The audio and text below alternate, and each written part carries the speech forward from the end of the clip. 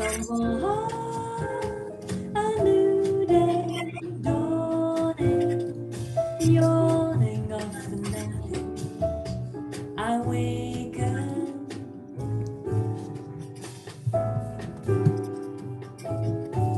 the road we traveled in the dark now shines before us like a silver spark that lights the way. On we move on through scenes been gone, all around a dreaming one that final reels play on. How still are the strangers I journey with as we rumble on to water and wending through this land unknown, sending me the long way home.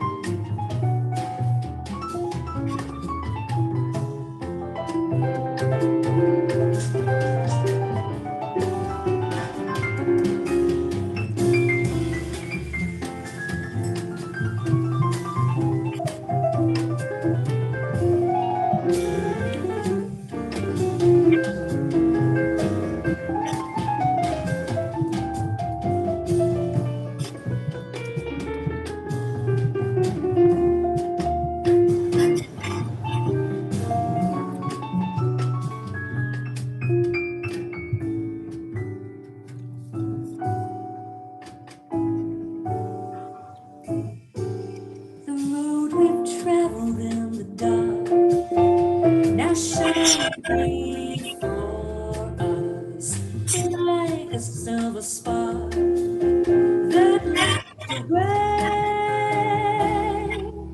On we move on through scenes been gone, all around a dreaming one that final reels play on.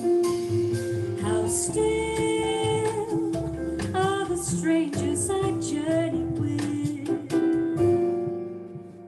as we rumble on to water and wending through this land unknown, sending me the long way home.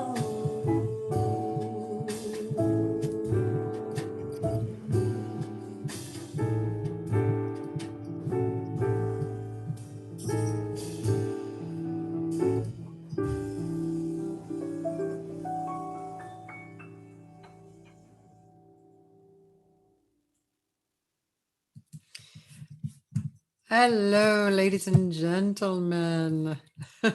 Gentlemen.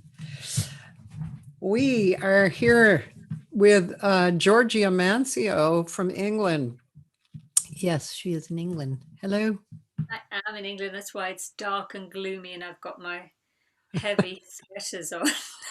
Whereas Cathy looks like this beautiful summer vision. I'm very Yeah, it's crazy. We've had, and this week, you know, we've had really shitty weather here, like hot. We went through like at one period it was like coming out into an oven. It was so weird. And then we had the fires, you know. And now it cooled down a little, but for the next week, it's going to be over 100. It's going to move up over 100 again. Oh my God. Wow. I don't know. It is, it used to be when I moved here a long time ago, October would have some heat waves, but I'm from Boston, and when we went out for Halloween, we were totally bundled up. So it's just so odd. It's everything is together. Hi, Marvin Robinson. Marv. Mwah. So anyway, so she's in England. She is. She is. She's in London, and she's got the heating on. So there you go. I wish I was in London with you. Oh, well, that's what it's funny how you played that track, because I think that we were just trying to work out, weren't we, with the last time we saw each other. Yeah. And if it's around 8-9 years ago, that's kind of when I was making that record. So it's nice. Yeah. A coincidence. While I was on YouTube, I saw On a Misty Night too, which is probably one of my favorite songs because of I can never remember his name. Georgie Fame? Yes, thank you. Is that where you learned it from, or? Yes, I think it was, because he did that beautiful record, Portrait of Chet, and he wrote some vocalese, and I think he's really underrated as a, well, actually, I think he's underrated as a musician, but definitely as a lyricist. He's sort of in that John Hendricks vein, and he does such a good job on that album. So yeah, it must be from him. Yeah, I agree. He's underrated. I can't even remember his name, but until you say it. But I've always had that trouble for some reason. I know who he is, but his name escapes my memory or something. But yeah, just super talented. And the guy who produced that album was interesting too. I'm trying to think. It was. Do you remember who produced it? It was. Oh, I don't actually. Was it? It's not one of his sort of Swedish or Scandinavian. No, it was. I believe it was like an actor, an American. Wow. Actor, singer. I'm going to have to go look that up, because it was very interesting. It was like, oh, this is really interesting. Who's this? And my husband has a big record collection. He has some Georgie Fame from the more rock periods, but he's such a good jazz singer, He really is, and I've seen him quite a lot, because I used to work at Ronnie Scott's waitressing, and he used to play there, regularly. And he must have done at least a week a year, or maybe even 2 weeks a year. I can't remember now, but and you really get to see the consistency of someone when you see them night after night. Yeah. In all sorts of, under all sorts of conditions. I mean, as we know, as singers, things happen, and you still have to. And he was so consistent, always he always sounded, on top form, And it's funny, I think he was the first person I saw at Ronnie's when I worked there. Oh. Then for some reason I hadn't made the connection, but he was actually my parents' neighbour.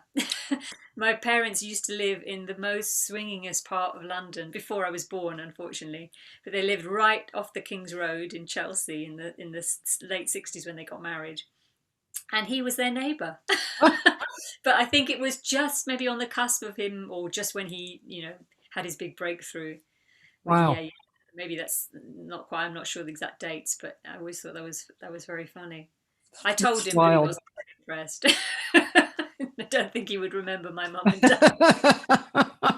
That's really wild. Yeah. Yeah, you and I have that waitress at the jazz club thing in common, as a bunch of us singers do. I worked at Dante's, which was, one of the more famous jazz clubs in LA. Oh, fantastic. Yeah. I think it's good training, isn't it? In life as well as in music. Yeah, and I was also 21 at the time, so, and I had kind of just moved from Boston, or Boston and San Francisco. And oh yeah, that was where I made a lot of friends, because I worked there for a year and a half. Yeah. And I've told this story before, but I've never told it to you. One night, Irene Krall was singing with Alan Ooh. Broadbent. Oh, amazing. That's And amazing. yeah, and she sang Some Other Time, which I had never heard. And I found out that she was dying of cancer. And I Oh, was totally, as you can imagine, I was totally blown away. This song is so gorgeous anyway, but then you add that on. And that happened to be a night when nobody was in the club, of course, except Carmen and Sarah. wow. That And I is was, some story, Cathy. yeah, and I was the waitress. I was like, oh my God. Wow. Yeah. So that night always made an impression on me. But yeah, I mean, there were that I made a lot of dear friends there, and I got a lot of inspiration, and it's a really great gig to have for a young singer. Yeah, I agree. And Mm. well, I worked there before I even um, had intended to make music my career. I was actually Oh, studying filmmaking, oh, and I had this really dull, stressful job in a film co-op, which sounded really glamorous on paper, and I couldn't believe I'd got it. And then I realised why I got it, when, unqualified as I was. When I turned up, it was in this sort of abandoned building near King's Cross, which wasn't, now King's Cross is very expensive and trendy, but then it was really not. It was dilapidated, and every time it rained, you had to run out with buckets and catch the drips. And it was over the electrics. It was completely unsafe, and it had been sort of left by, I think, British Rail, who'd done a very cheap rent, because for obvious reasons. And anyway, the film co-op job that sounded really glamorous and I thought would be a great training while I was studying was basically in being an accountant, and I had no clue how to be an accountant. So after about 3 or 4 months, I was going crazy, thinking I need to just do a job where I can not think too much and just relax, have a bit of fun, and then just be doing my film studies. And I thought, well, I've always liked jazz, and that could be fun. I'll go and ask the jazz club in London and see if they need any waiters and waitresses. And I remember walking in. It was this time of year, actually. It was September, late September, October, pouring with rain. And I walked in and asked the maitre d' if they had any jobs going, and he said, oh well, we have staff here that have worked here for many, many years. Some of them have been here as 15, 20 years, so the vacancies don't come up that often, but you can leave your number and maybe we'll call you and things. And I said, oh, okay, that's a shame. The next night he said, oh, can you come in and start? And that was it. He was there part-time for almost 5 years. So wow. I got my training, and it changed my life, because I ended up meeting musicians and starting to do a few demos and singing a bit, and just got sucked into the world of jazz. Wow. So had you wanted to sing before that? Yeah, if I had said what would been my dream, I would have said that. But I really was very shy and very sort of, I didn't really have an idea what a clear path would be to doing music professionally, because I'd sort of done other stuff. I'd done some acting, and then and had a year off and done some traveling. And by the time I got to uni, I realized it wasn't for me. Then I went into filmmaking. Just had that kind of period, early 20s, where I wasn't sure of what I wanted to do. Now I see people in their early 20s who seem so driven and decisive, and I'm in awe, really, because for me it was just a real period of trying to work out, who I was, and what I would have the confidence to do. And I'm very grateful, because that job really did just lead me to making friends with musicians who, I think, they just demystified things. They were so kind and generous, as you know, because you've worked with British musicians. They have a real openness, and they didn't judge me for, coming along and saying, oh, I know a few songs. And they just helped, actually. They helped me do some demos, and maybe it was a bit easier then as well to just go and get a gig. And certainly a lot easier than trying to make any inroads in the film industry, which was super tough. And I think as a woman particularly, you'd have had to have a very driven sense of where you wanted to go, and excel in your field more than your male counterparts, and that was all quite intimidating. So it was ironic that the thing I hadn't trained in was easier to just get a starting point with. And then I went back and tried to fill in the gaps, really, and still am, I guess, because you're always learning and trying to be better. Yeah, that's a really interesting life progression, especially looking back, because it seems like when we look back, we see, we're able to see like, oh, I turned left instead of right. Yeah. Interesting how that turned out. And it's almost like it's laid out for you. Some people, for instance, Dina DeRose, had a very serious hand problem and that actually was when she started singing more. Yeah. Amazing, isn't it, really? Yeah. Because she did, because she's such a fantastic singer as well as a pianist, Yeah. So. It's amazing that she came back to playing so well too, because she didn't play for, I think it was 2 years at all. Wow. Yeah.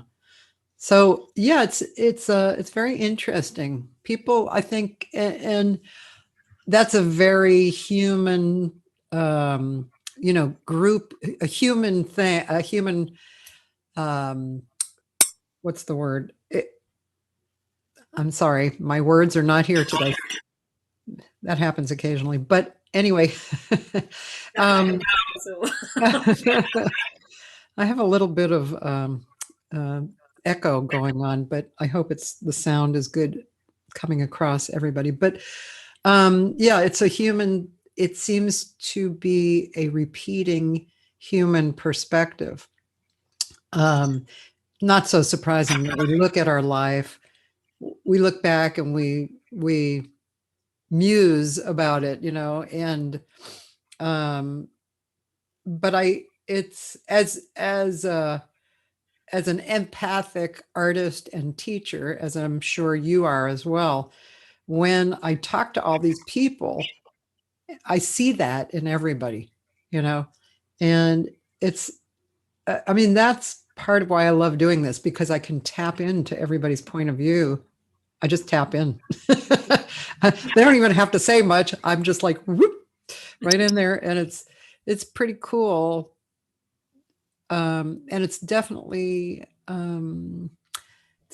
something that ties us all in together, which is really a beautiful thing.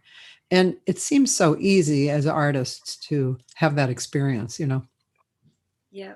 And it's interesting now, isn't it, where we're in such, difficult times that you do think, there'll be a point where we look back on this period and say, maybe we were on the verge of giving up, or, changing direction, or feeling in utter despair, but then things got better. We hope, obviously, we hope. But and I teach as well. I teach at a great university called City University.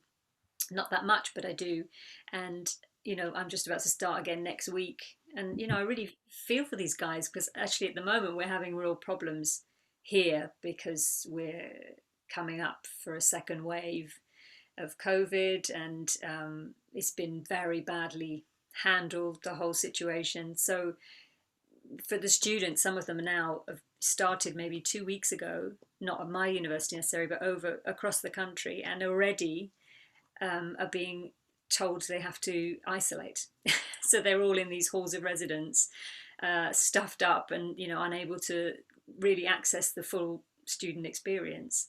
And you just think they must be in utter despair about it, and it seems horrendous. But when you're a bit older, there's always a point where you're going to look back and say, wow, I got through that, and this happened because of that, and maybe these really tough experiences will lead to something really rewarding later. Also, you have to hope, I guess. because we are in difficult times for most people, really. Yeah. Yes, we are. I don't need to tell you guys. I Yeah, know. so weird. And then we're adding in, I don't know your timing, your political timing of England, but now we're adding in our our president voting, and Yeah. that's just so. I think that is probably over. Um, that's more important right now than the health right now. It's just seems to be pervading most everything, and uh, you know, uh, it makes me want to just be more spiritual and more. I'm just trying to fill my brain with lots of spiritual stuff and music stuff, and to fill it more with those things, so that whatever is going to help cool out the planet that I can do. Yeah, you You need know what I some mean? health and good things. We're in a similar situation. We're kind of where I hope you don't end up, because you there is a chance that come November, December, you'll have a change. I Yeah, don't know how you guys think it's going to go, but yeah, we're at the other end, where we've had the election 6 months ago, and we're stuck with these guys for 4.5 years or so, and we have Brexit now looming in the next couple of months. Well, at the end of the year, and for everyone that I know in my circle, obviously, we know that the larger percentage of the country, or let's say the larger percentage of the people who voted on the referendum, voted to leave the EU.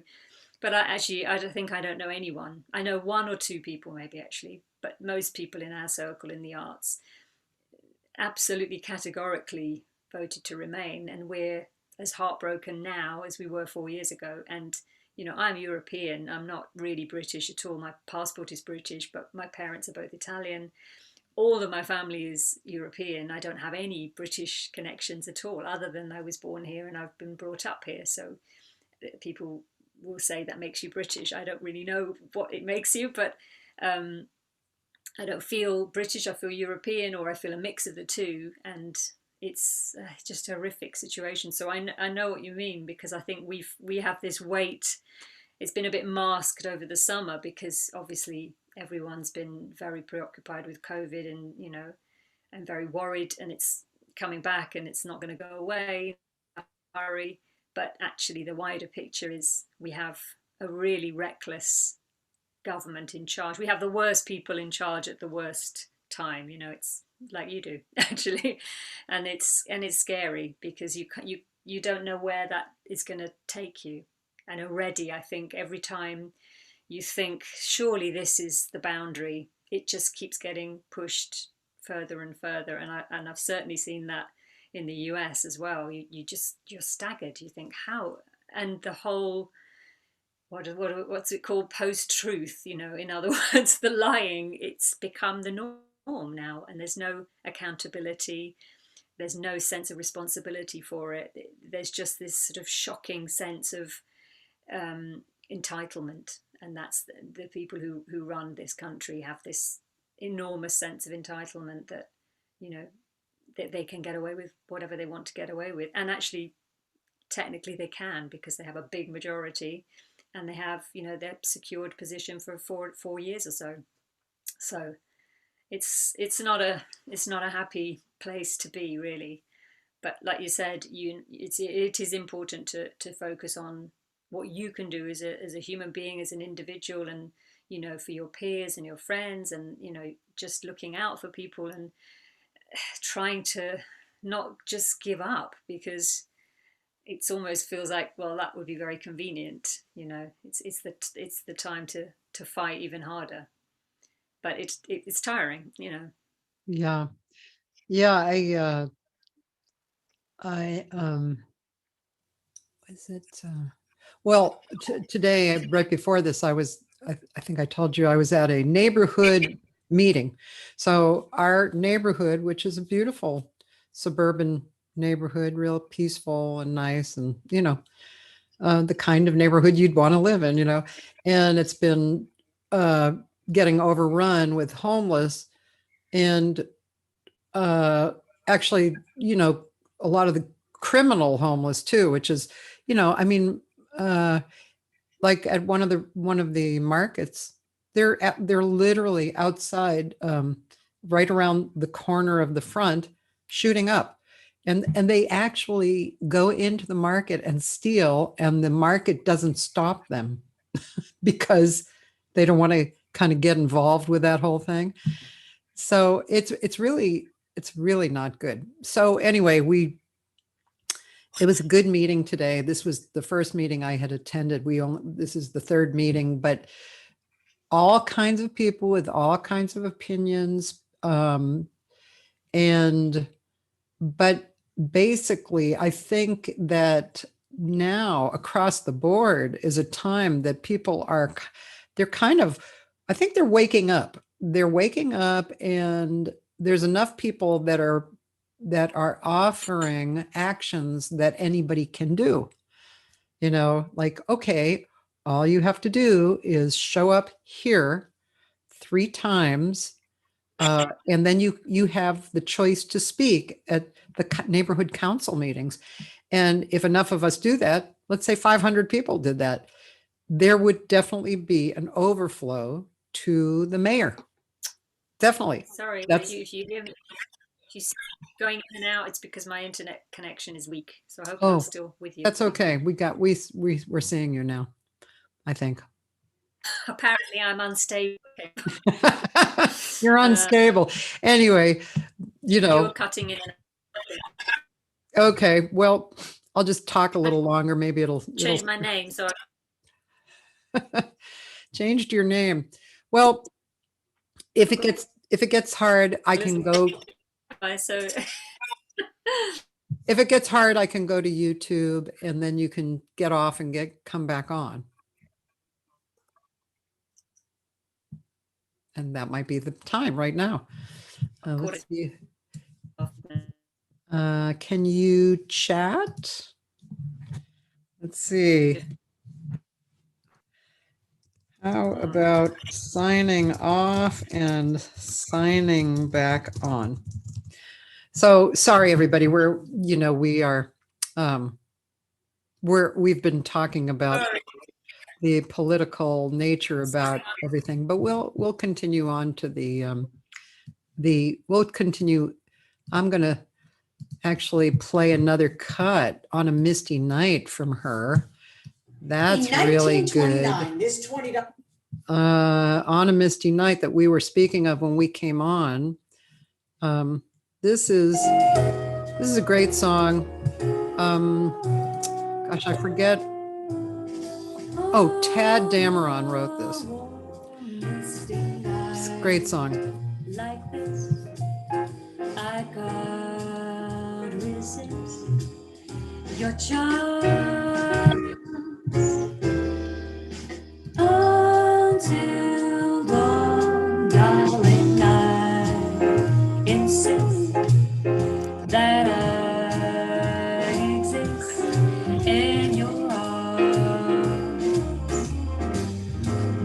Let the morning wait while we sing our fate.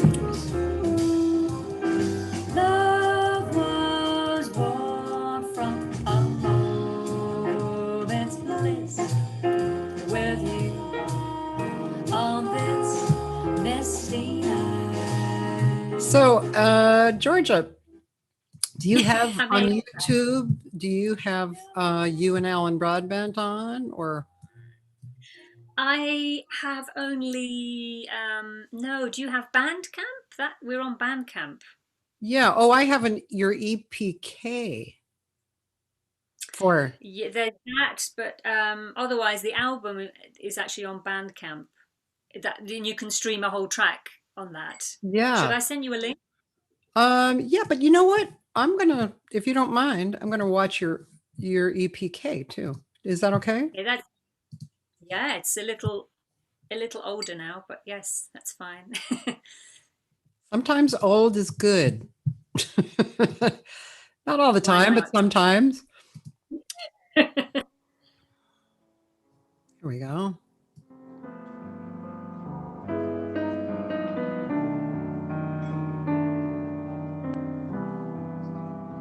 Hide me from the moonlight, stow away the stars, silence all the music, serenading skies, the nights for lovers who rendezvous. I'm with the other heartbroken crew. Hide me from the moonlight, sweep away the breeze, lock me in the darkness, throw away the keys. When daylight finds me with cruel morning frost,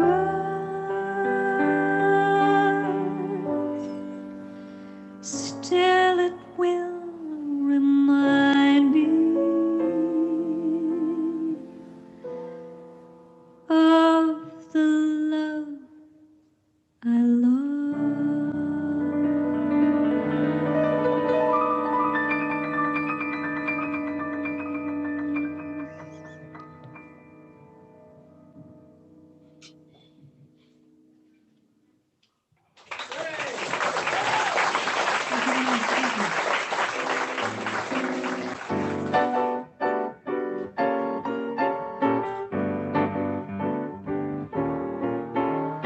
You and me were not really meant to be, and yet I often see the things that might have been, the way a child believes in ever after, with all that laughter. Why did it end? We might have told a different story. We both were young and bold enough to try, but you and I were not really meant to fly. The joy that we tasted, dreams that we wasted, until we faced the truth. I'm thinking of the things that might have been.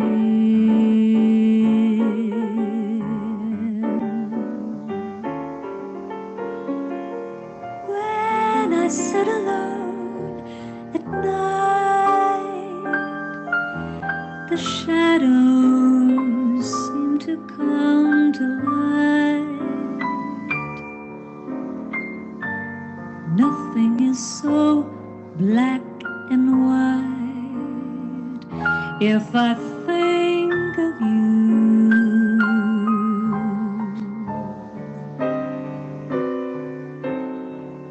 The gentle way you hold my hand, you always seem to understand that even if your life is bland, it can turn to sand, and it soon is over when I hear the bird song start.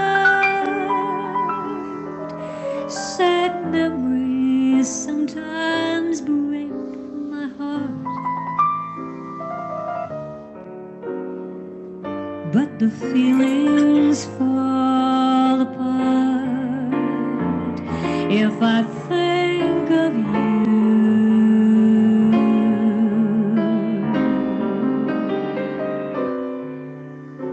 The trees that fade, then bloom anew. The hills we climb to reach that view. So every time I think of you, it will see me through.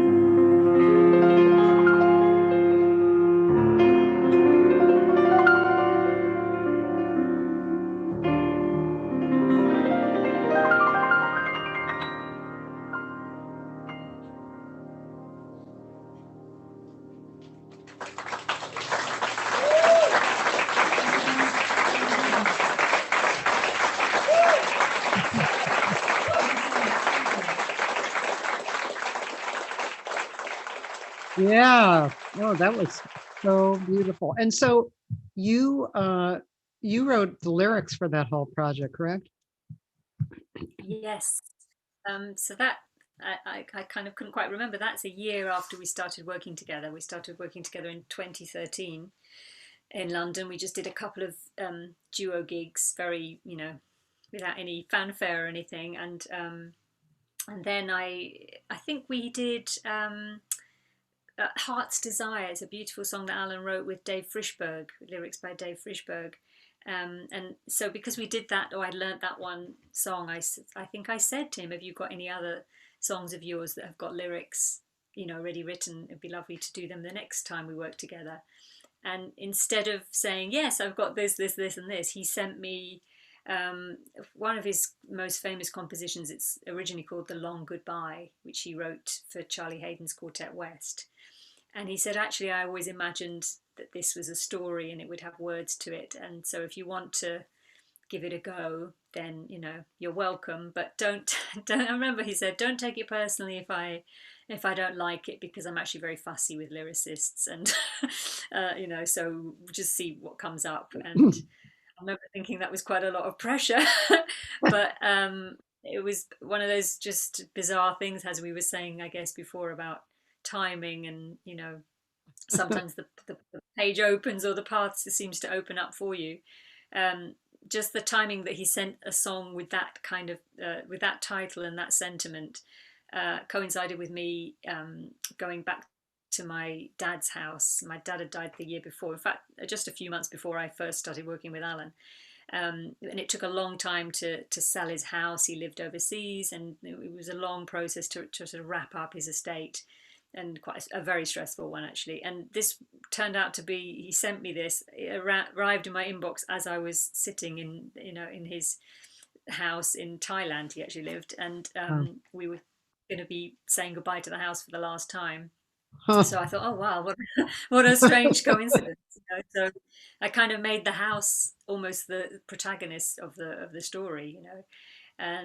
And it took about a month of really thinking about every word and, you know, obsessing about it. And then in the end I thought, well, this is what I hear from the story of the song, and if he doesn't hear the same thing, then that's absolutely fine. But I felt like I'd done myself sort of justice. Yeah. And I sent it to him, and he was very happy. He just asked me to change a couple of words that maybe made the story slightly too personal, and not maybe as general as it could be. Yeah. So I fixed that, and we renamed it The Last Goodbye.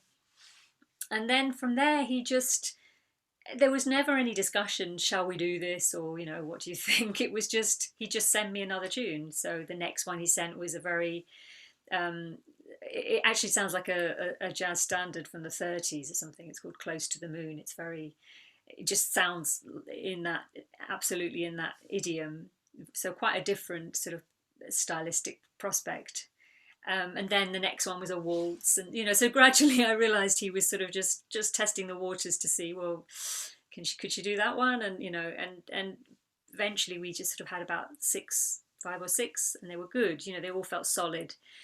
And we then thought it would be nice to record them, and he said, let's do, I thought maybe half standards and half originals, because I know it's hard to sell anything that hasn't got a standard on it or some familiarity. And he said, you know, it'd be great to do a recording, but the caveat is that we do only our songs. And I thought, well, if he's got the confidence to suggest that, then, you know, so can I. And it was great, but I'd never really done that. You know, in the past, when I had written quite sporadically, really, there'd always been a sort of a balance of other people's material as well. So suddenly to have this platform where it was just super personal, and we kind of thought we should have some themes running through it, and, you know, tie everything together. And so it felt very, very natural, the process. It didn't happen, you know, in a sort of dramatic statement. It just very organically one thing led to another, to another, to another. So, and then we released the album in 2017, which is called Songbook. And all being good, we'll release the follow-up before the end of this year. So we did that. Recorded it in London actually a year ago, just a duo one. Songbook is quartet, and this one, the follow-up, is just duo. Who was the rest of the quartet? Were they English or? Yes, they were. They were basically the rest of my quartet. So wonderful bassist called Ollie Hayhurst, and the drummer is my partner. I think I've changed his name now, but Dave Ohm is the drummer. It's a really beautiful band, and considering I think we'd done a couple of gigs before we recorded together. I can't quite remember now. Maybe we'd done some the year before, but not many. You know, it was the usual thing that you just don't have that luxury before you go into the studio, and especially with Alan coming from New York and everything else. So it gelled really, really well. So well that we decided to sack them this time. No, I'm kidding. We just it's a nice thing to have like a companion piece, but to have, you know, all the songs we had been writing sort of more recently had a sort of quieter mood to them, and it just felt like it would suit a duo recording. So that's lovely. To make it different. Yeah. So, well, may I say, you know, as you know, a singer and a lyricist and, you know, a jazz person, that it was really quite beautiful to listen to. Your lyrics are beautiful, and wait, and your singing sounds so beautiful. You have this beautiful quality that kind of reminds me a little bit of an older style singer, but yet it's not old sounding. It's this your where your vibrato goes, you know, into your kind of upper area of your range, and it's just quite beautiful to listen to you sing. Thank you. That really means a lot. And you know, I think we both felt that we wanted to write songs that, you know, bit how you've described, really, that have that quality of, you know, the great standards, but in no way would be stuck there, you know. So lyrically, maybe those songs aren't actually the best indication in a way, because they were sort of earlier ones, but we really mixed things up a lot since then, and I think I've dug deeper, and so we've tried to go for, you know, sometimes they're very funny, and they're sort of tried to go in the sort of Jon Hendricks tradition, but keeping it as modern as possible, so that it's not. I'm not a big fan of that sort of throwback style lyrically. I think it's important to reflect the age you live in and to reflect your own experiences, and, you know, I think that you have a truth there then, that you're not trying to be somebody else, even if you're influenced by, you know, and obviously as jazz musicians we're always constantly influenced, but I think you have to also say, well, this is me, and this is what I wanted to say, and this is how I think, and then just, you know, put it out there as an honest statement. So yeah, we're very happy. It's a little sad actually watching that back, because this is the first year since we started working together, which is would be the 7th year that we haven't worked together, Uh, for obvious reasons. yeah. And so the last time we worked together was around this time last year. We did some dates in the UK and Germany, and then we went into the studio to record the album, which,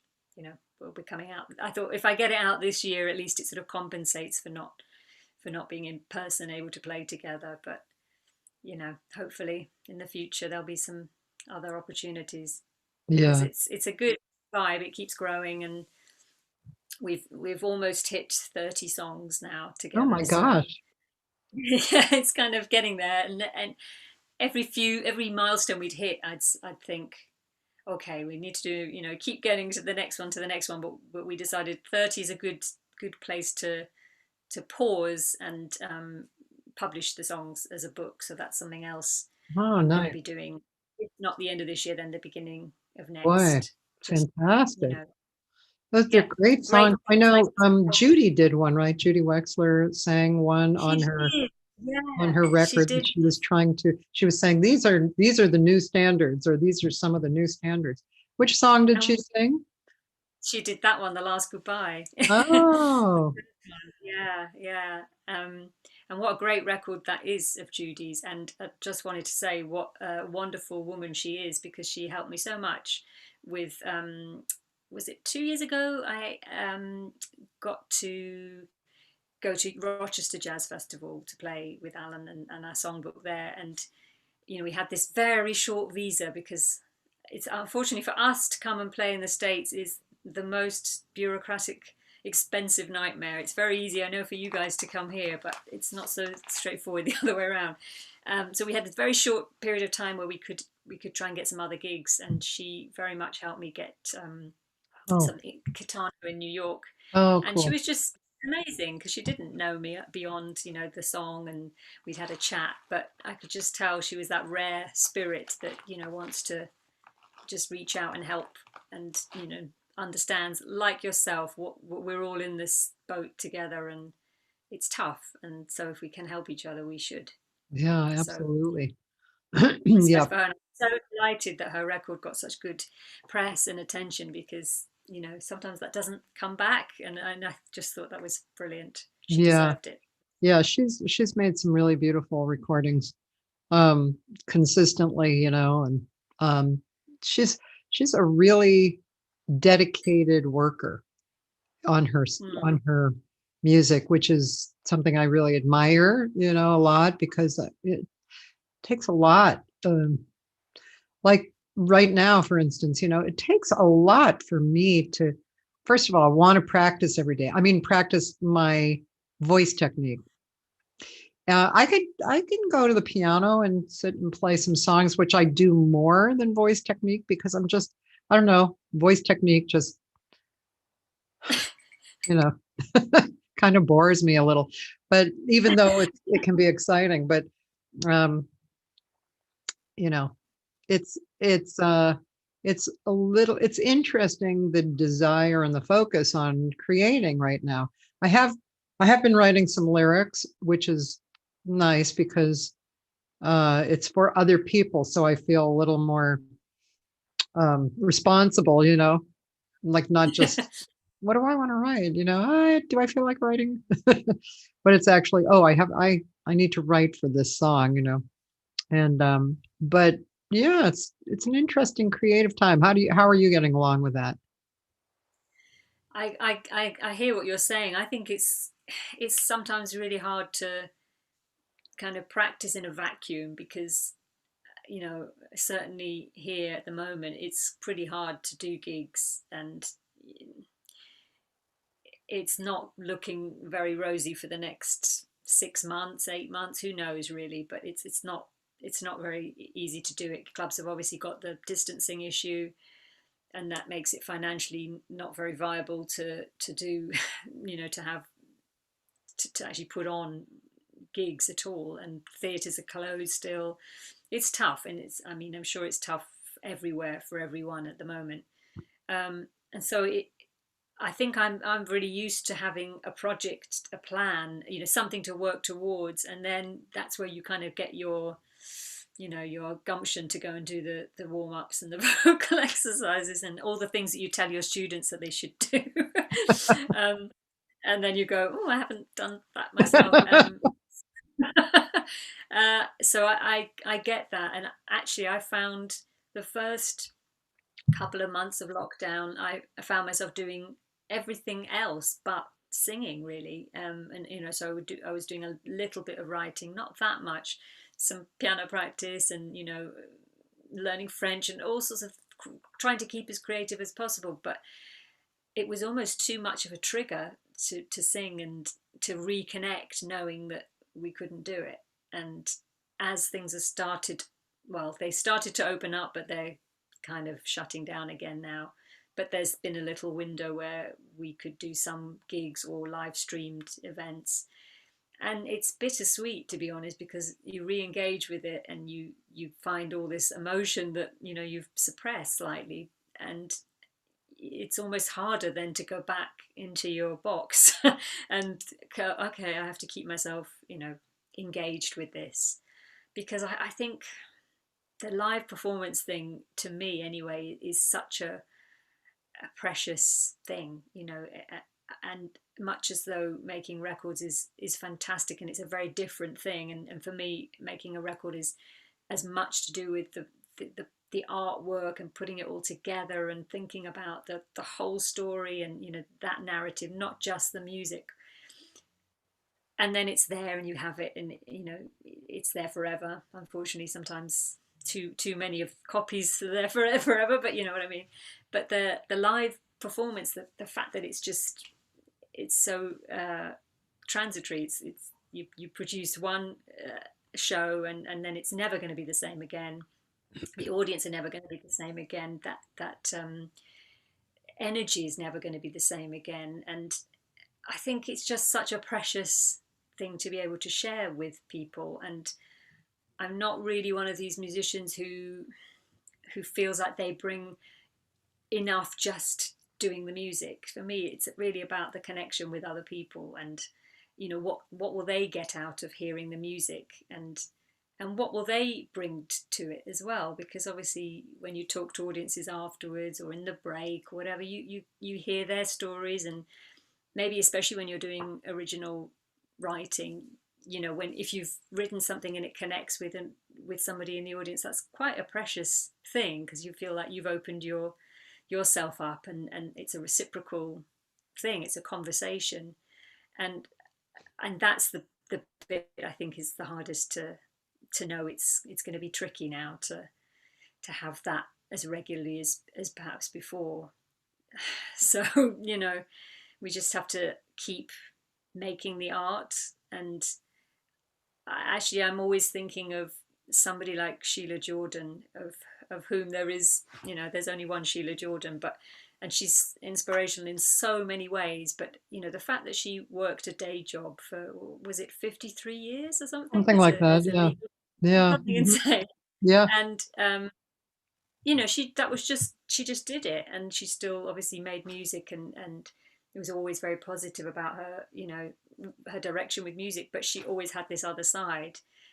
And I just think that's the thing. You have to try not to equate it with making a living in a way, because we all know how hard that is and how, precarious it is at the best of times, never mind now.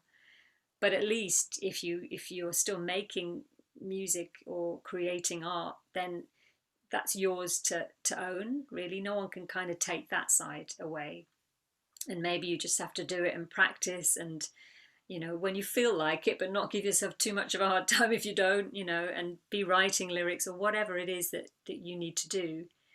And when the time is right for people to share it with you in a live way, they will. And if not, they'll share it streamed, or they'll share it online or whatever, But we just have to hold on to that side of things, and it's all we can really do. But it's actually a lot, and I think we're lucky that we have that ability to do it at all. I think if anything, lockdown and COVID has made me feel more grateful than ever before.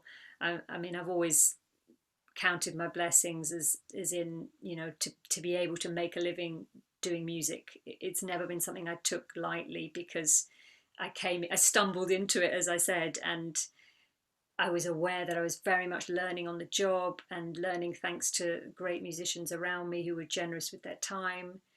And always thinking, should I be doing this? Am I qualified enough to be doing it? And each year that you manage to keep doing it, you think, wow, okay, there's another year down. I've made it. And now, if the balance tips, that financially it's not, an easy thing to do anymore, you still have the years of experience of having done it, and that's a lot, and it doesn't mean that you can't do it again in the future, but if there's a pause, there's a pause. I think that's just something to accept right now, even though it's heartbreaking for most of us. Yeah. To be grateful for what we have got, Well, I think you very eloquently said what a lot of us actually feel. And actually, you've gotten some comments here too on that. But yeah,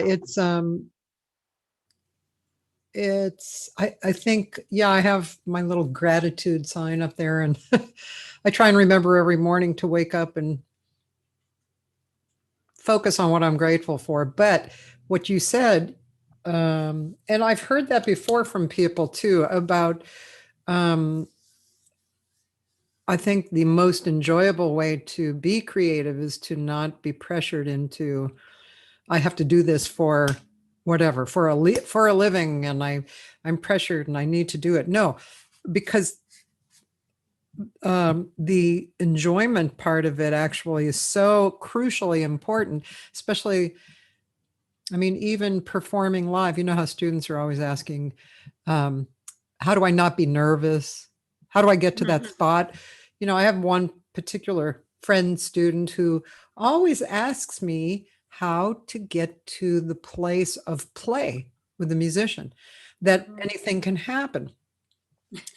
And actually, that's it, right? It's to enjoy it so much that that's what you're swept away by, the enjoyment of it. And I've heard, one of our favorite musicians here, the guitarist Larry Kuntz, who I've been friends with for years.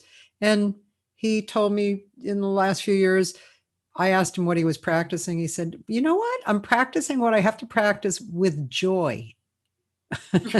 And that changed my life, because I started applying that myself, in live performances and in recording performances. And I was going through kind of a problem with my voice, because I have a chronic cough that I've had for many years, and it had affected my voice more than I thought, my breathing and production. And when I started using that, it changed a lot of things for me, which I was super grateful of, because, I mean, if you're going to sing and not feel good with the instrument, you might as well just not sing. Right? It's just like, I mean, that's one of the whole points. It's like, oh, this feels good. Right? It's easier done, isn't it? Because we are our instruments. So yeah, you're so hyper in tune with, the rhythm of your day, or, the mood you're in, or, as you said, you have a slight issue, and it magnifies, doesn't it? It's hard. It is hard, but I think, and also, I guess there's so much pressure now, isn't there, to get everything, to understand everything, to get everything perfect, to get everything down, and we constantly do it. And yet, when we look at the great singers or the great musicians, you know that they were constantly evolving and constantly looking at how they could improve, and they would, just because they might be in a much higher talent category, it doesn't really change, because everyone's always insecure and everyone's always thinking, I could do better, and and that's kind of the thing to get used to, isn't it? That discomfort. Can I be comfortable with the discomfort? And now that we're not really doing it, you think, bring back the discomfort. I'll take it. What was I moaning about? Yeah.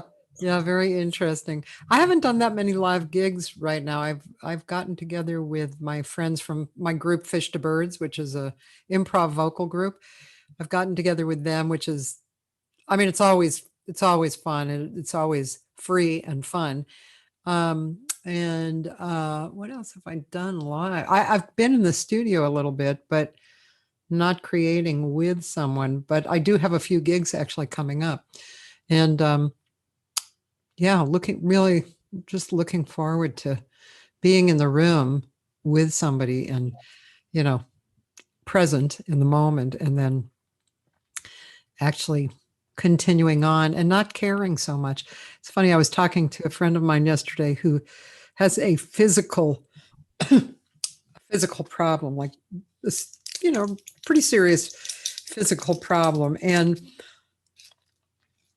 he's my age, and he's been a great player for years, and he's very active. And this problem has definitely changed his ability, to execute what he might have executed before. And he's come to the point where he's realized that it's okay to just not care, which is great, especially for somebody who's been doing it for years and years, and then get to this point where you might have thought you were there anyway, but you might not have been there, to just not care, because just not caring is actually pretty cool, especially if you have your craft together, right? It's not saying don't be responsible for your craft, but not caring, caring all about it and overemphasizing it. I mean, that's the thing that we don't really want to do, that gets in our way, right? Overanalyzing and stuff. Absolutely, because I think that's the thing, isn't it? It's only really getting in our way, Mm-hmm. largely. People don't notice the discomforts that we have, or the insecurities we have, anything like the way we magnify them for ourselves. Right. And I guess, I mean, as I said before about, seeing some musicians, whatever, in their 20s who are so super confident and have so much together, and feeling, in awe, because I really wasn't like that. I guess that's the other thing, to really go easy on yourself, and understand that everybody's journey is so personal in life, never mind in music, so you can't all get to the same place in the same way or at the same time. And and if you're aiming to be Sheila and you're aiming to get to 92, is she now? I think she'll Yeah. be 92. Yep. Won't she? Yep. My gosh, there's a long way to go, and you've got to sort of meter out your stress, your discomfort, your insecurities, because you're gonna burn out. And I guess now that we're in this period of reflection, because so many people aren't going to make it. I think as in to come back into the profession. I think there are going to be so many obstacles that it's going to just be untenable for a lot of people. And you think how sad it would be if at the end of a career it was all about the things you didn't feel you had achieved or you could have done better, instead of just saying, you know what, I did this and I did that and I did the best I could at that point. And you know did people enjoy it? Did they come out and get moved by the gig, or laugh, or have a night's entertainment? And really, beyond that, it doesn't have to be on a much higher plane, because that's actually a huge thing. And now that it's not really happening, I think we all realize How huge it is. how important it is. And Exactly. how as you're saying about spirituality, looking at the spirituality of things, gosh, the arts do that in abundance, and it's going to be challenging for the countries, depending on what country you live in, and how the arts have always been appreciated. I mean, I can say in the UK, I don't think the arts are appreciated in comparison to Europe. There's there's a strange relationship. There always has been. So now it's a good excuse to really, you know, sweep away some artists and, you know, tell them to get a proper job. That's kind of the rhetoric that's come out in this Oh, last week. oh God. So, you know, we kind of know where we stand. It's gonna, yeah. So, whereas, you know, I look at European counterparts and they don't have that sense at all. And you can tell when you play gigs there as well, just there's a different level of respect. And, you know, here there's almost an embarrassment about, you know, being creative and artistic, and you can be infantilized with it, and, you know, it's quite disrespectful, you know.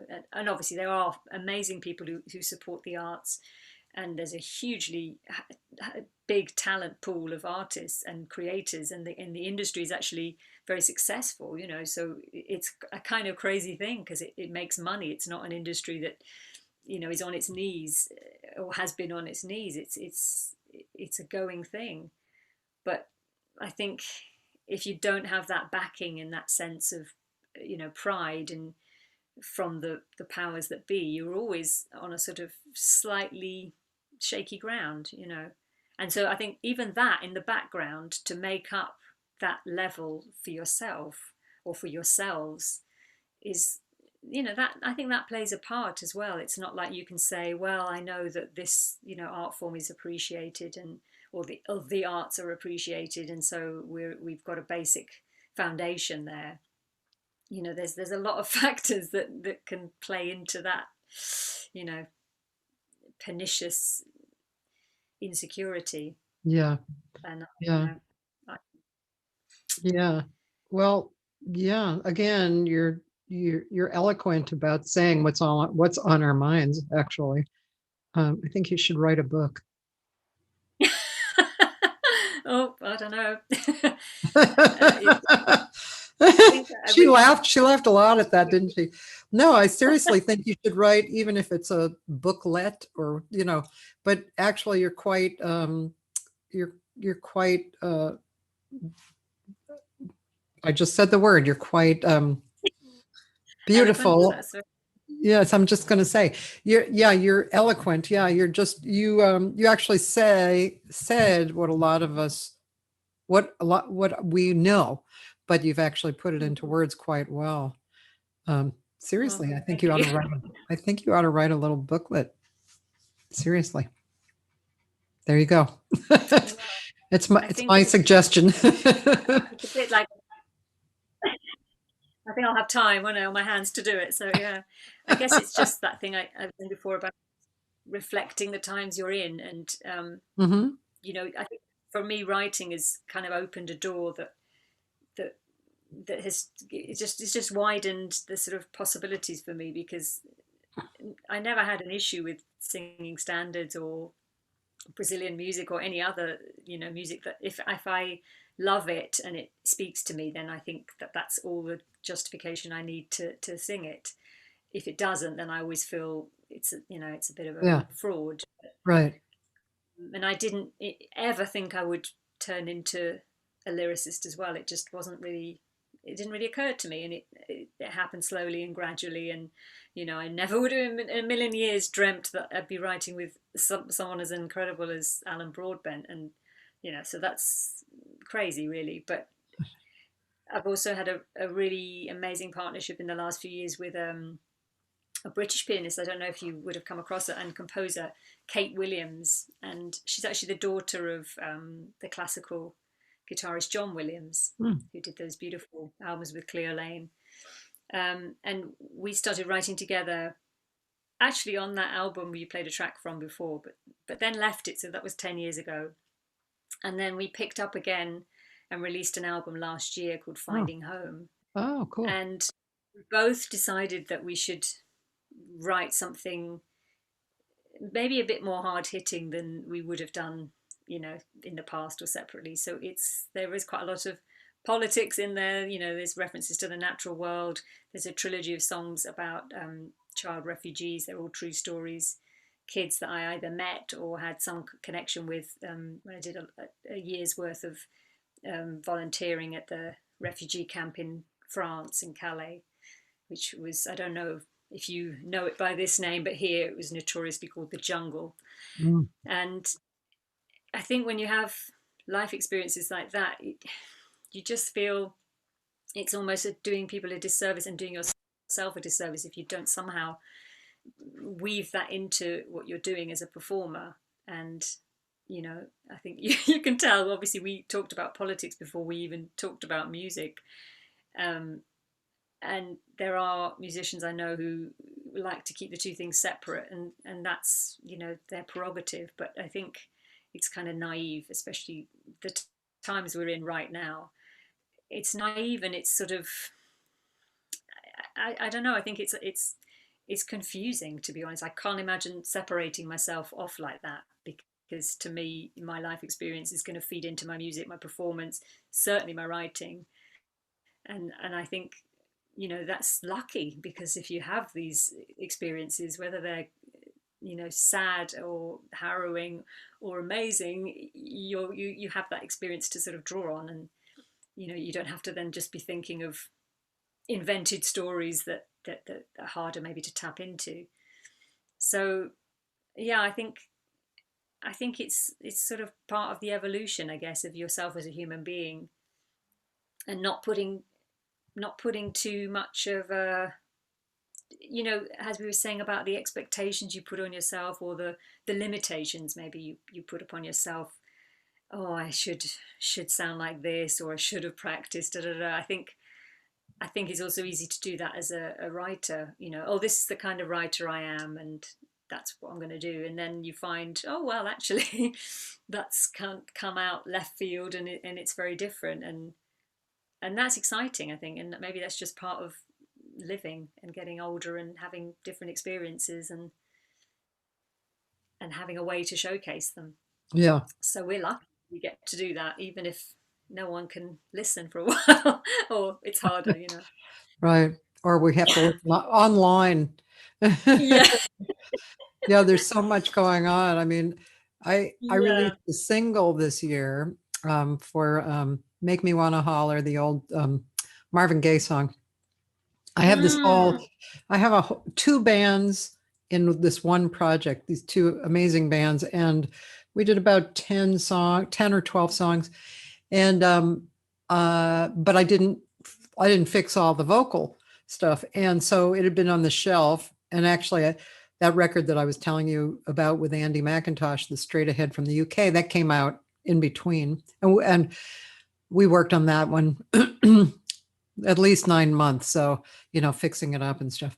So, but anyway, this new one, which I think, anyway, we're releasing one song at a time right now, which is interesting. It's definitely a different thing. And Make Me Wanna Holler, I had a real desire to make a little movie. So I made an iMovie with it. And yeah, it was cool. And I felt like the subject matter really applied, and of course I grew up, when I was late teens and early 20s, it was the 70s. And so the earlier 70s. And so I was definitely in the middle of a very big political change, and political change going on in the States.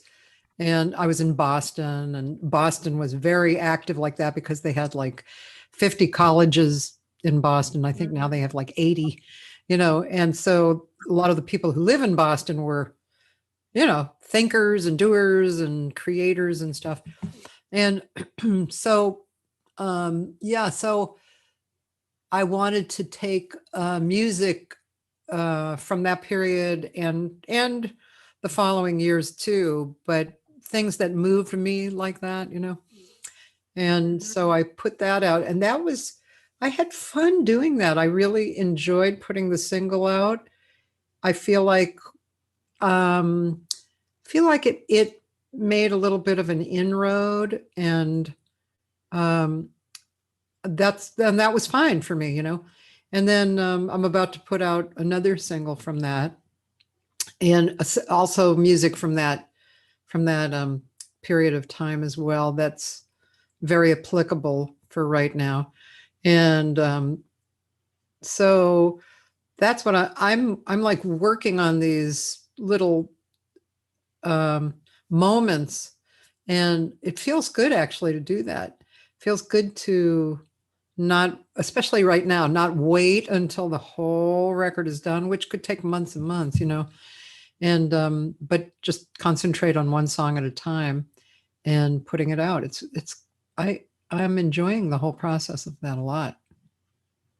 I think that makes sense, and you've kind of inspired me actually, because in a way, when you put out the whole record, inevitably a couple of tracks get more attention, don't they? And or Mm-hmm. they get played shorter, or more radio friendly, and some things get left behind sometimes, and often the ones maybe that are dearer to you aren't the ones that necessarily get picked up. And Yeah. as you said, it's so much work, isn't it? To put out a record, and such a long process and once it's out, that's kind of, it's done. And I think that's nice to live with it a little longer, in gently letting it go. And maybe you can, as you said, the whole narrative around that story and why you picked that song, and give it a little bit more time and space Yeah. now that we have it, and maybe people have a bit more of an attention span. I don't know. It kind of It's a makes different, sense. it's interesting. It's definitely a different way of thinking, right? Than where Mm. we've come out of. But exactly like you said, I always felt like that, you release the record, yeah, boom, quiet, It's like, what happened? I mean, I felt like I worked all that time on that, and put my heart and soul into it, and it just went hoo-ha for 2 weeks, and then it's gone. And some of And my then someone old, says to you, "What are you doing next?" And then someone says yeah, to you, "What are you working on next?" And you're like, "What? yeah, Give me a exactly. break." Exactly. And also one thing, as a singer who's been recording since the 80s, so sometimes a song will come up, like somebody whomever, a friend of yours or a student or whomever comes up with a song that you recorded like 30 years ago and said, "Oh, listen to this. This is gorgeous. I can't believe someone did this." And you're like,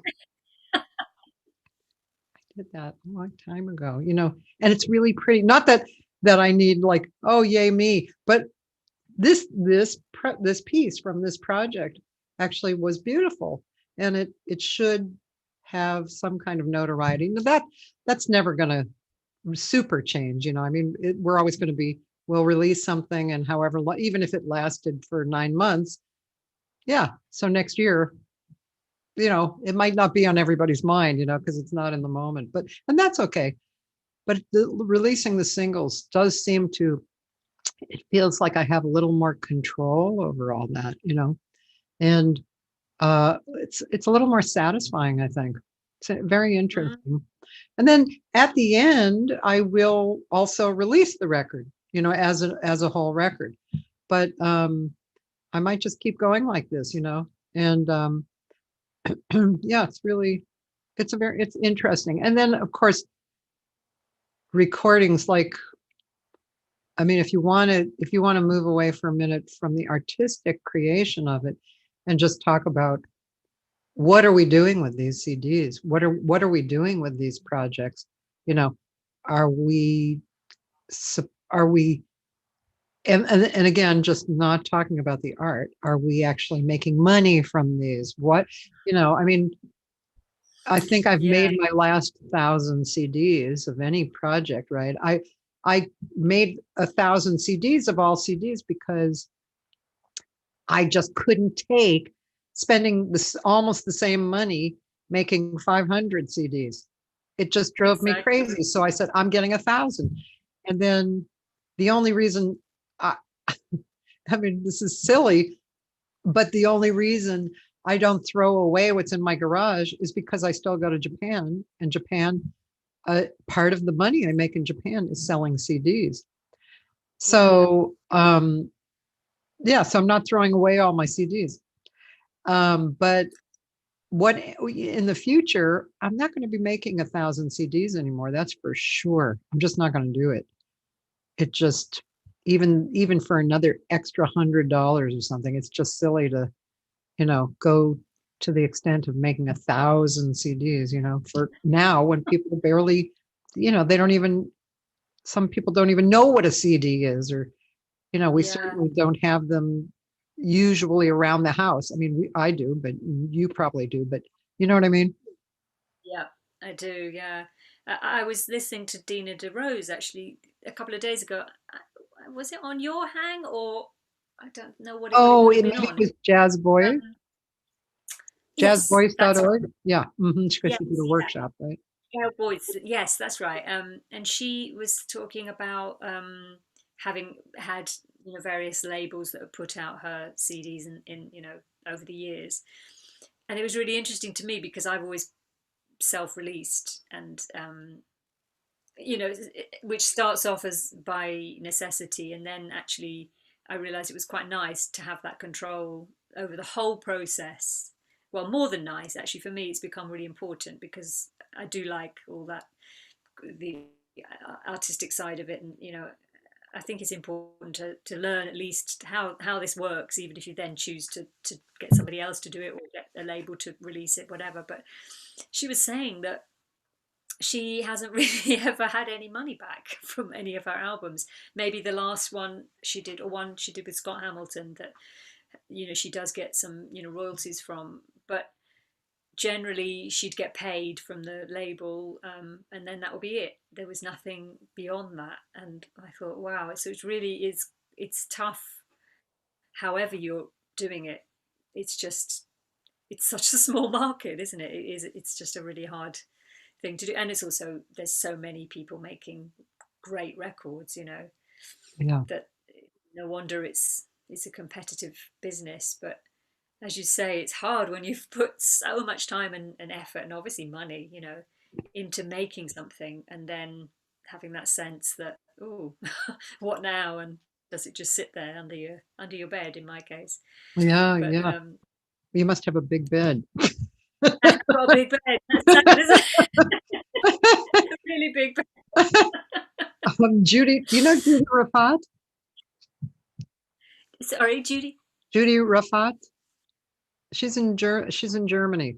She's a singer and a teacher, and she actually has a show on as well. And she's here, and she is talking about this subject, and she said that's been her question to a lot of musicians, and it seems only to keep yourself being seen in this, it seems to be only keeping yourself being seen in the scene, and that's an expensive advertisement. And again, I think she's frozen, so I'm going to go pick. She's going to come back on, but let's see what else we can come up with on for her singing, her singing is so beautiful. 3 years ago, I don't know if she's, or 16, 2000. Let's try this one. Sorry. Oh, you're there. Okay. I'm sorry, it cut me off. I was typing to you to say. I was just going to share my screen with.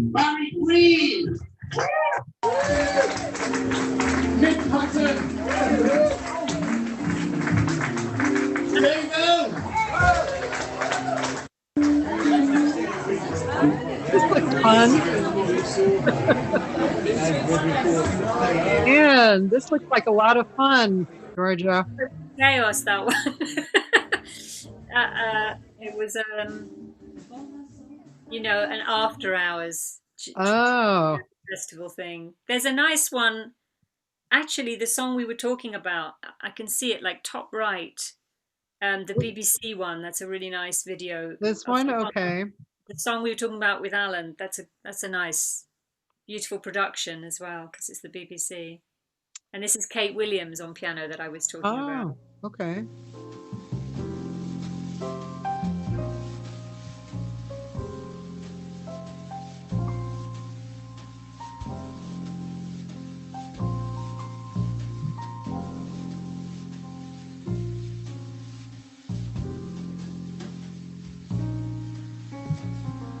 A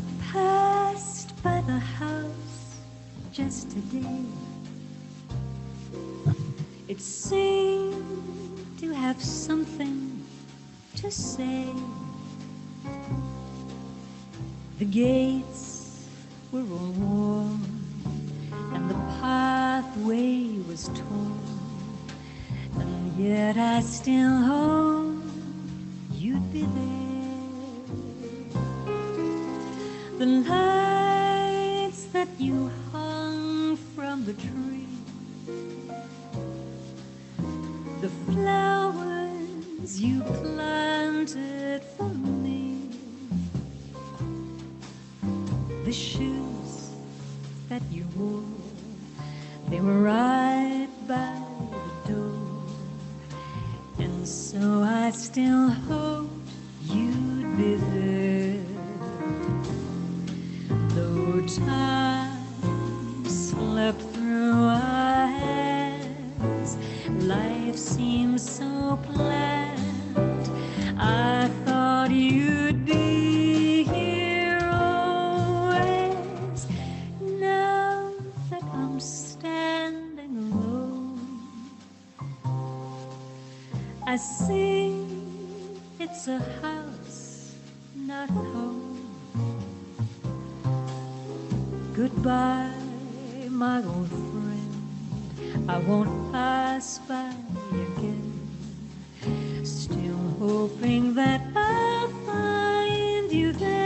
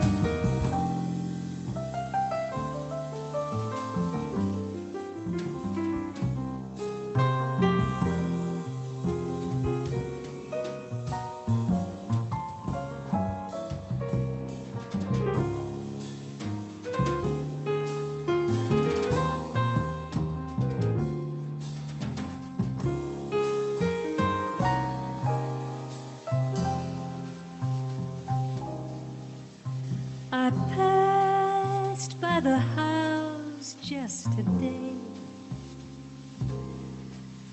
It seemed to have something to say. The gates were all worn and the pathway was torn, and yet I still hoped you'd be there. The lights that you hung from the tree, the flowers you planted for me, the shoes that you wore, they were right by the door, and so I still hope you'd be there. Though time slept through our hands, life seemed so bland, I thought you'd be here always. Now that I'm standing alone, I see it's a house, not a home. goodbye, my old friend. I won't pass by again. Still hoping that I'll find you there. Still hoping I'll find you there.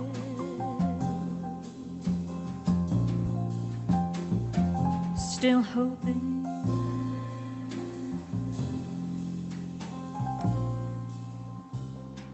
Still hoping.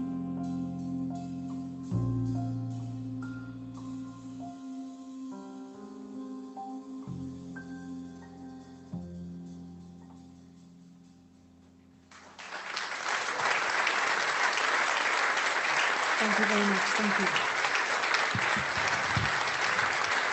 Thank you so much. Really nice. It's beautiful. Yeah, beautiful song, beautiful singing, beautiful playing. Wow. And everybody's good. Kate is quite beautiful player.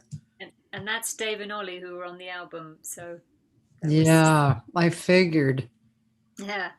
Yeah, wonderful. That was really quite beautiful.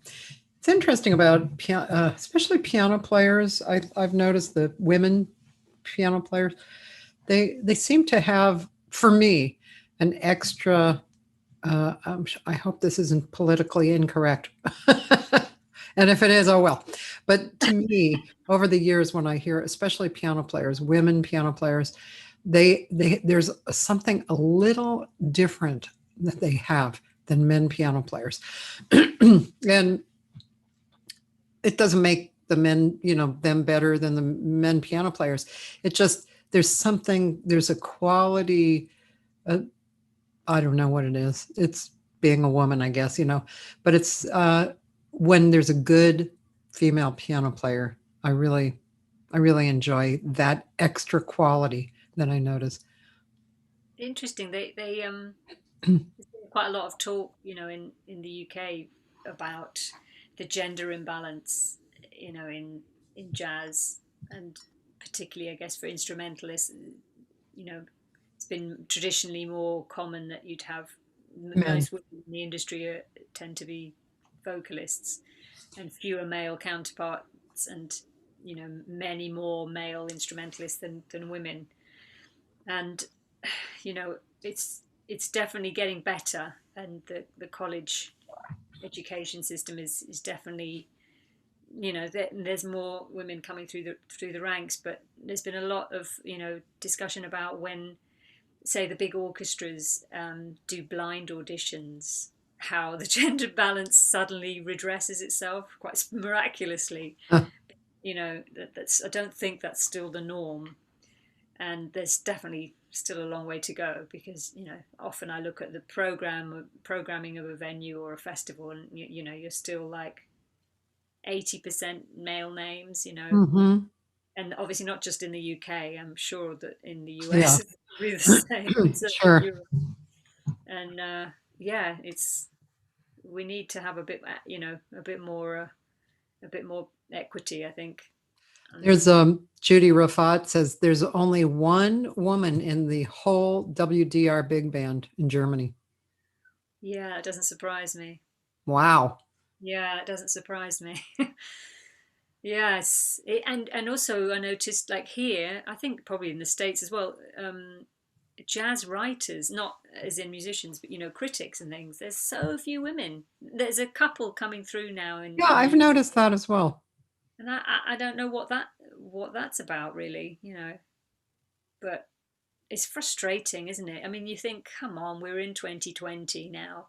We have to just recognize that these things shouldn't be happening, and and certainly the same goes in tenfold for black representation. It's just pathetic, isn't it? Yeah. Really, we're still having the same arguments, and the same narratives are going round and round in circles, and people are still saying, oh, but and making excuses, and we could just do better. And I think maybe it's so easy now, isn't it, to be just so worried about everything we've talked about, you know, whether it's the political situations in our countries and other countries, but I suppose specifically ours, and, you know, the COVID situation and how we know it's going to have such a negative impact on the arts and, you know, obviously beyond that. But it would also be great, wouldn't it, if we used it as a time to just make some changes, to sort of to fast track some changes. That's what I'm thinking. We're going to lose time here, so why can't we just push some stuff forward and just go, this Yeah. isn't acceptable anymore. Let's just, you know, from now on Yeah. say we need to have parity, we need to have, you know, proper visibility across the board. We need to, you know, acknowledge that there is a disparity, you know, with I think not in the States. It's probably very different because you have a lot more highly visible black jazz musicians than we do in the UK. Here, it's still, you know, it's still very much dominated by white Oh. male musicians, I'd say. Yeah. And, you know, there are pockets where things are changing, and there's, you know, it's a very lively scene, and it's a very broad scene. There's a lot of different, you know, scenes within the scene, but still you get this sense that, you know, the magazine covers are still, you know, largely, oh, here's another man on the cover, you know. Yeah.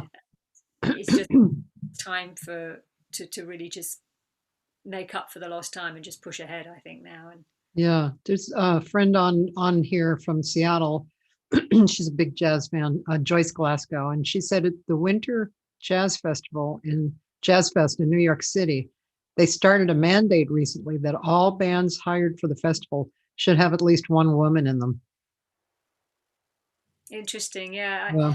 It's fascinating because here there's quite a split debate, you know, and amongst female players, I've noticed that some female players don't like that idea of Being forced into the group. yeah. I know. I mean, I kind of agree with that. I think if the group is the group, I mean, well, have a group with a woman in it, but don't force the groups to have a woman in it. That's kind of a different thing, isn't it? Yeah. Although I think the thing that tends to happen here is that they think, well, let's not just have one woman, let's have everyone is a woman. So there's this, you know, this annoying narrative. That's annoying. That's annoying too. Lump all the women together and I've got that out of the way. And as you say, you know, the group should just be the group and the music should come first. You know, I've been in that situation too. Actually, as long ago as college, when I was at Berkeley, and there was no singing when I was at Berkeley. That happened actually the year I left in 1975. So I was a flute player, and wow. yeah, and they were, I don't know, they had somebody forced an all women's group, and I remember playing it and thinking, well, this sucks. It's like, yeah, you can't pick who you're playing with, and you don't, I don't like how you play, and that's really dumb. I've also been in women festivals that refuse to have men play in them, and it's like, that's kind of stupid too. I have some great women friends who are great players.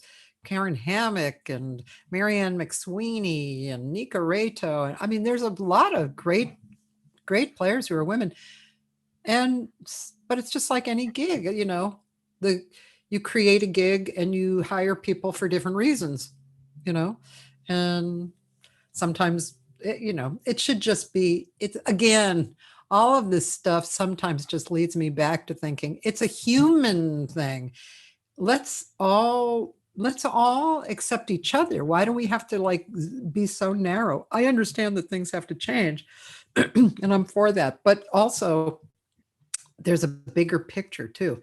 Human beings on the planet. How about that? How about helping each other, no matter who you are or whatever, you know?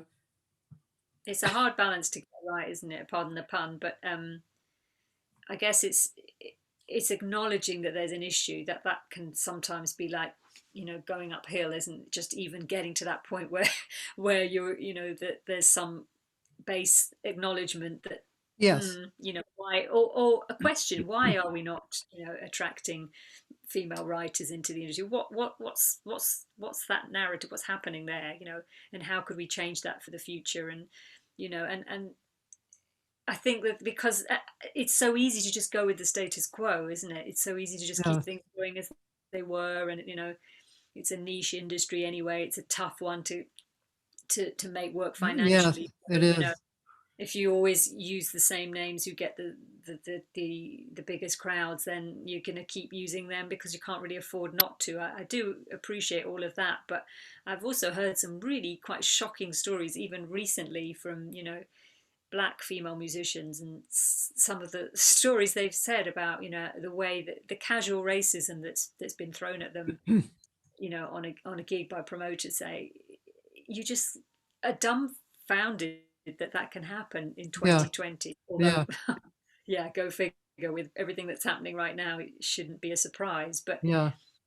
yeah, I think there might be a period where the balance is there is going to have to be some sort of pushing forward of people to make sure that they're people realize that this is a whole scene, and it's not just represented by a Yeah. tranche of Yeah. society, and everyone's is underneath it, and it's that acknowledgement, isn't it, really, which is, Yeah.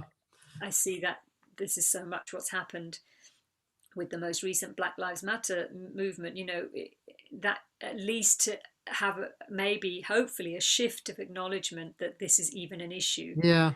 and when, hey, it's still an issue, and it always was an issue, but it does seem like there's been more It's a consciousness thing. Yeah. yeah from Yeah. from And from I mean, that's what we have to do. We have to raise our consciousness, yeah and as you say, we have to realize there's a problem. And, I'm a good example of a person who grew up.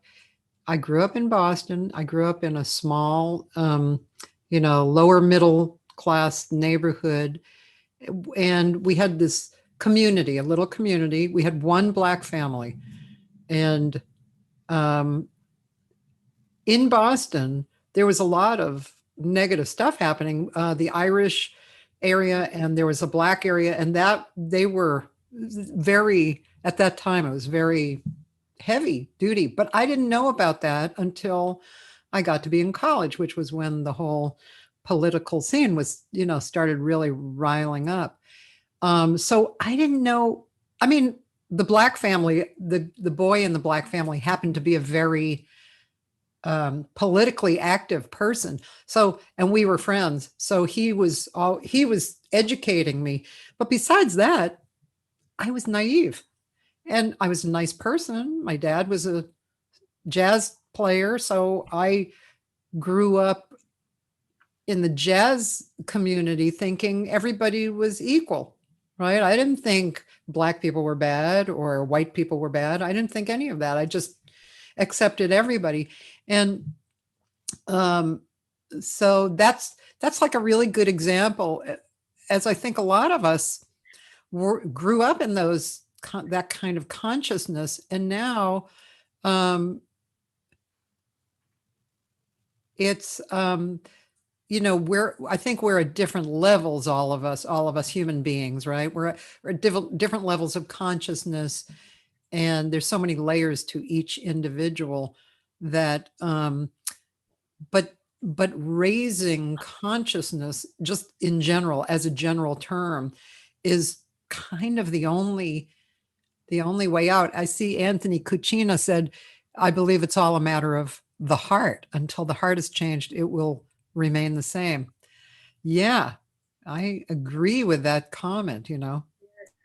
I think I do, because I think what shocks me is people's inability to empathize, and Yeah. and not think, okay, well, I haven't experienced this because I wouldn't have experienced racism. I'm a white person, so you can't put yourself in someone's shoes absolutely directly, but you can imagine, and you can certainly listen and bear witness and educate yourself, and and take it as read if someone says to you, I'm suffering racism, and these are everyday occurrences.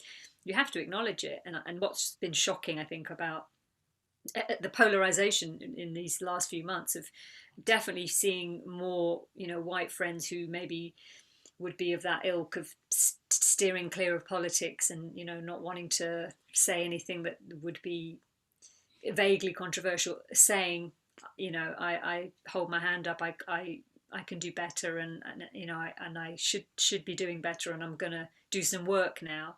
Yeah, And then on the other side, you know, people who just steadfastly want to say that, you know, I don't know, can I swear? What sure. time is just early for Yeah, you? You you know, this can. bullshit expression of all lives matter, for instance. You know, Yeah. I've been seeing that a lot, you know, on Facebook, and you know, after you have a brief, you know, discussion, you just block, don't you? Because you realize you're not going to get very far with people like that. And Those people, I feel bad for those people because their response is out of uh it's pretty much out of fear. So here there's a book that I was reading that I loved, boiled everything down all the way down to either fear or love. So you take anything and is it coming from love or is it coming from fear? And you can follow the trail of yeah, that to fear very easily. Like they're afraid to say anything. They don't know. They're afraid to say they're afraid to even admit that something's wrong because somehow that'll take something away from them. You know, mm, they're going to have a personal loss over that. I mm, mean, wow, and you can't really argue with something like that. It doesn't work, you know. There's no argument to have, you yeah, know. no, It's not going to change anything. It has to have them going through some kind of personal realization, you know, to and to I always said for years, I learned this a long time ago. You want to fix anything? There's two ways. You able to look at it, you know, to confront it, and then able to take responsibility. mm, If you can do that, with any problem will disappear. Any problem. So, yeah, you know, yeah. I think that's it. It's very easy to be passive, isn't it? And you know, even if it's from a place of, you know, despair and, you know, just feeling inept, that you, oh, it's too big a problem, what can I do? But actually there's always something, isn't there? You know, yes. even on the most basic human level, with one other individual, you know, that one person that might have needed you to listen to them that day or validate their story, or, you know, a charity you can put £1 into because you can't afford any more, or something. There is always something you can do. But yeah, it's that acknowledgement that these problems exist, and that not everybody's narrative is going to be the same as yours. I mean, you think it was obvious, but you know, and I think that might go back to the when we were talking about this situation and COVID and the gratitude is. I don't know. I think however hard things are, you do have to also remember there's another layer it could get, you know, that could go worse, and not that you should do that to take away what you're personally going through, because a lot of people are going to be suffering, you know, financially, you know, and their mental health is going to really suffer from, you know, maybe 2 years. We don't even know how long this situation is going to last, never mind the political, you know, storm that could be brewing. But on the other hand, I think it is still important to put things into some kind of perspective. And when I was volunteering in Calais, in this refugee camp, which wasn't a camp, it was just a chemical dump. It wasn't an official camp. You know, there was just small charities there that were just human beings who'd set up, you know, a makeshift charity to try and help people. I just couldn't believe it, because, you know, it was in northern France. Calais is a town a lot of British people go on holiday to, you know, or make a quick crossing over the, you know, the channel just to get some wine or whatever. And, you know, we're there in France, and suddenly you turn the corner and it's this, you know, catastrophic situation, and there are kids running around. Like, you know, the youngest kid I met on his own was 8 years old. And then you come home, you know, so you go through all this experience, and you're sort of absolutely immersed, and you make personal connections because you're not a professional charity worker, and so it's very hard to distance yourself, you know, in a way that training would allow.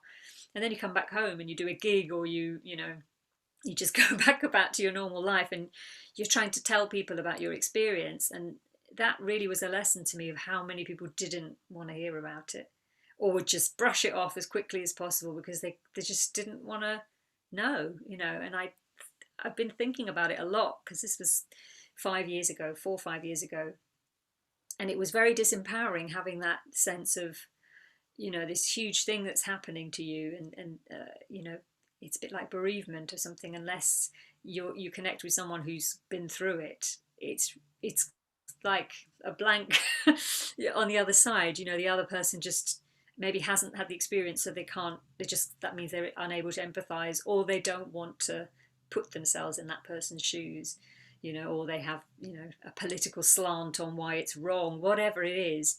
But it's, I think it's important to just remember how much harder it can be. I mean, as you said, the guys, all these poor homeless people on your neighborhood, it's unpleasant for you guys, but God, it's a lot worse for them, obviously. So, to live with that really close by is quite strange, isn't it? It's quite a... Yes, it's very strange. And, I'm going to hook you up with a friend of mine in Cyprus. Her name is Alexia Vasiliou, and she's an amazing artist, a singer, just a lovely person. And she's a refugee from Cyprus. And Wow. She actually moved back to the half of Cyprus that is, I guess, I don't know if this is the proper terminology, but free in my mind, because she said to go back to where she was from, she had to actually cross a border, So, but anyway, she's extremely active in the refugee, like the UN refugee situation. She creates festivals and creates a lot of attention for help. So I'm going to hook you up. You probably love each other too, because yeah, you're both such beautiful, lovely people. And she has a few other really interesting projects that she's doing, which we'll go into at another moment. But yeah, my neighborhood, now my neighborhood community that's getting active with the homeless. It's so interesting because you know how they say it takes a tribe, right? So, and the reason why it takes a tribe is because each one of us has a specialty or a special focus, right? And so I might have a special focus that you don't have, or, or whatever, of different abilities. But there's been this woman who's lived on one of the main streets, walking distance from my house. And she's been living on the street. I've seen her there, I don't know, maybe it's been 2 years. And she was living in front of a house and a business, kind of in between.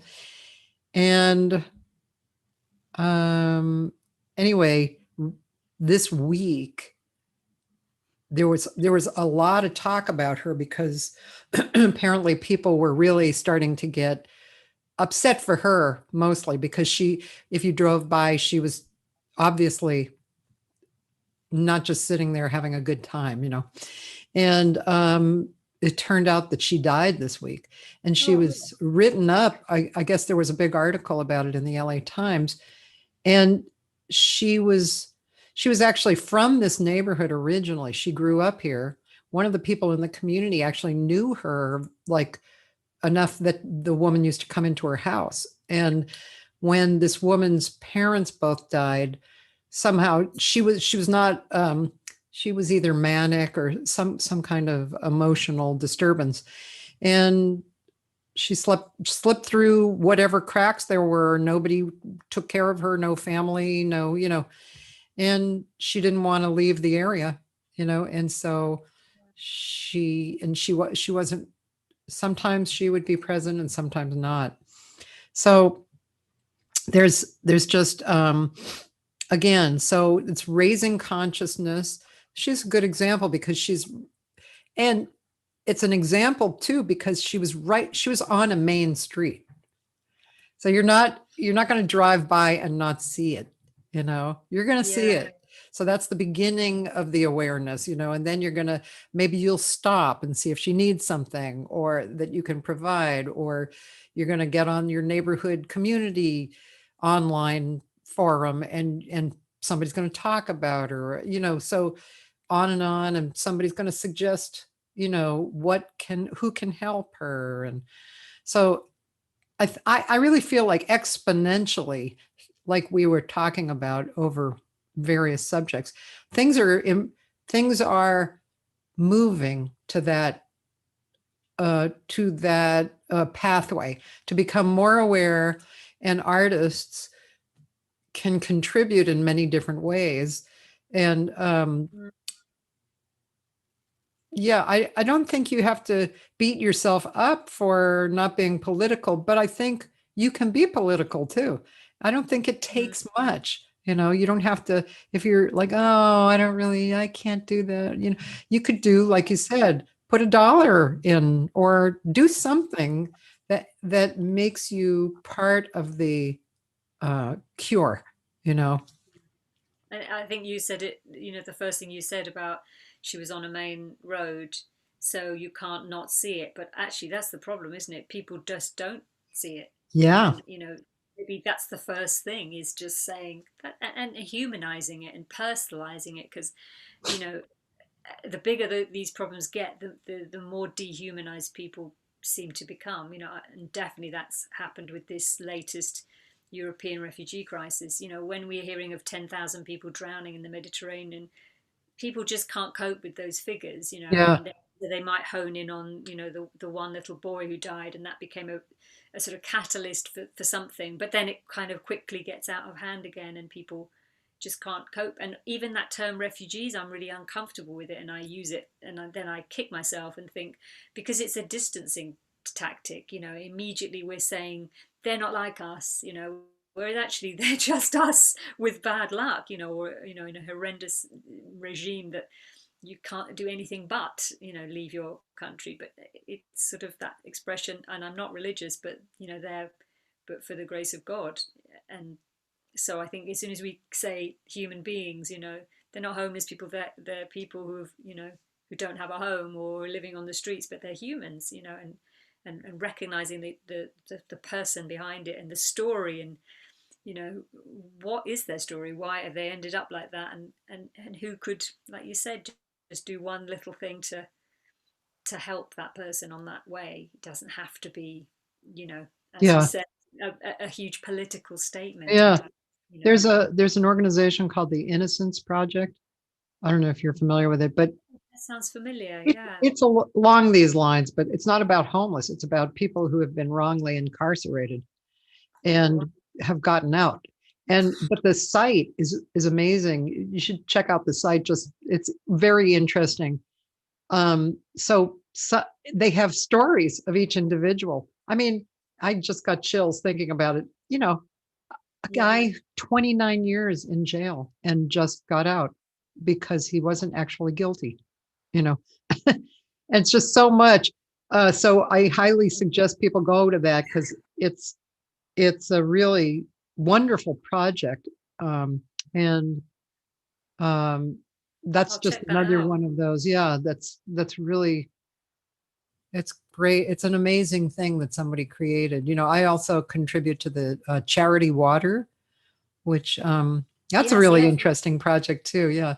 This guy who was in New York, and he was kind of a party producer and he kind of got fed up with himself, and he went on a boat, on a surgery boat, a free surgery boat to Africa, and he had to pay $500 to do it.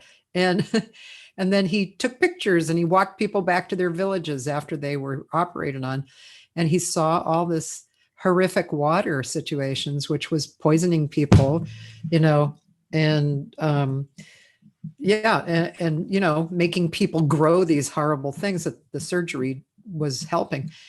So he started this thing. He went back home and he had a birthday party, and for $20, he contributed all these people paying $20 to building the first well. And then he let everybody know what they had done with that $20. And that was the beginning of the charity project. I think it's about 20 years old.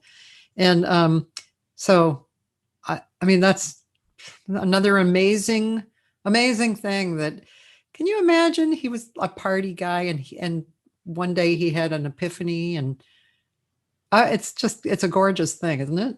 It is, and however he got there, you know. Yeah. And I think that's the thing, people, you know, do want to help actually with, but sometimes there's just no clear and obvious way to do it. Or, you know, what do? You give money to just some big charity that you never really know where it's ending up. And, you know, I think those smaller charities, I've learned to value them much more. There's a couple of amazing ones. There's one called Phone Credit for Refugees. They're worth shouting out about because they mainly operate on Facebook. And you just basically join this huge, you know, they've got thousands now. It started with one guy who went to do some voluntary work in the same camp. It's about around the same time as I went, and he was talking to people there and asking what kind of, you know, what can I bring you? What do you need? Do you need food? Do you need clothes? You know, blah blah blah, shoes, and those things were obviously on the list, but always top of the list was, I don't have any credit on my phone, and I can't speak to my friends, I can't speak to my family. Also, mobile data to know where you're going, things that we just take for granted. And so he started thinking, oh, maybe that could be something I could facilitate with, you know. And so people chip in and buy credit. So I think about £20 buys like a month's worth of credit for somebody. So they have internet credit, and they get, you know, they get phones and SMS. Wow. And it's just amazing. And you feel like, wow, you know, that's something you can do. It's so practical and it's so relatable, because we're all glued to our phones every opportunity, and we all know the value of them. And I wish I could remember the figures. I'll send them to you, and you can always maybe mention them on another hang. And what is the name again? It's Phone Credit for Refugees.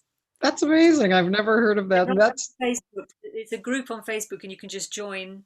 And it's a really heartwarming community of people, because, you know, when you know it was one guy, so like your story of the party guy, I don't think he was a party guy, but, you know, he just started it off and it grew and people told their friends. And I can't remember, the figures are insane now, and it's been going 4 years. Wow. I should Google it myself, what they're up to now with how many people's phones they've topped up, but it's thousands. And, you know, they've raised probably over £1 million now, and there's about, I think that is so wonderful. Is it only an English or European program? They now have, they're also doing helping people in Lebanon and outside Europe. I think it started off, it was just Europe, and now they're trying to basically wherever the need is greatest. And they're not cavalier about it, because obviously this sort of thing could be open to you know, any kind of you know, scams, but they take it very seriously. They're run by volunteers who spend hours with spreadsheets and, you know, working out, and they have people on the ground in you know, camps, and or if they're always prioritizing unaccompanied minors and, you know, the more vulnerable people, it will maybe come from some youth workers that will indicate these are the kids that need to have, you know, the priorities. So it's a very well run organization, but astonishing, because it's just totally voluntary. And wow. the guy who started it, JP, his name is, he's just an ordinary guy who did an extraordinary thing and has kept it going after 4 years of, you know, it's the sort of thing you think you might do for a few months and then burn out, and it's just gone and gone and gone and gone. There's no funding, there's nothing.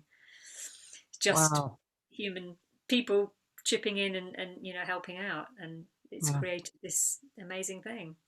Wow. So, well, we're definitely, all of us are going to check that out. Boy, this has been an interesting conversation. It has really not been a lot about music. Exactly. Sorry, I was hoping. Oh no, you know, but that's why I like these conversations, because they're somewhat casual and they go anywhere they want, really. And so yeah, it feels like we need to talk more just about all this stuff, and also just about music and stuff. But we did get to hear you sing. We did get to hear your really beautiful lyrics with Alan Broadbent's music, which I'm going directly to purchase. And No, I'll send it to you. I can't believe I haven't. That's very remiss of me. I will send it to you oh immediately. gosh, I'm so excited to really sit down and listen to all the songs. I'm, quite beautiful. I'm very impressed. Thank you. It means a lot. And when the book's ready, I'll send it to you, because we want, great Yes, singers like yourself to sing them. yes. And Spread the also, word. I'm going to repeat, I really think that you ought to write a book. I'm not kidding. Look what good luck you had with writing lyrics, Yes, right? that's true. I'm telling you, start with a little booklet or something. I'm telling you, you should really, because now I have actually a booklet that I've had finished for years. And Wow. I'll just tell you about this, because see, now that we're talking about the book, but so it's a book that I wrote kind of about the fact that the same process applies to jazz singing, vocal technique, and life.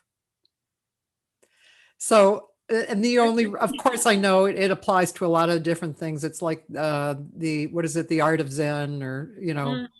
right? And the art of golf, the art of, everything.